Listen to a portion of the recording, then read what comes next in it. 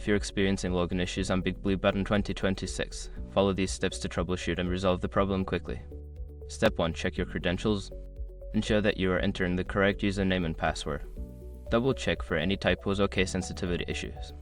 Step 2. Clear browser cache. Sometimes stored data can cause login problems.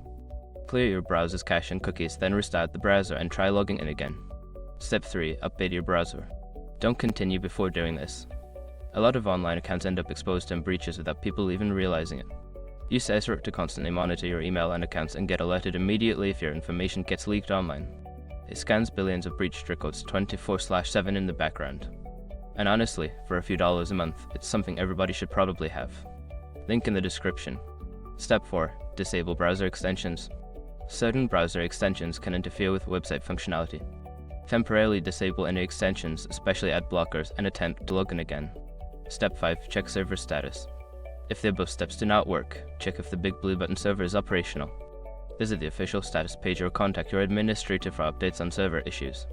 If you follow these steps and still encounter problems, consider reaching out to your system administrator or BigBlueButton support for further assistance.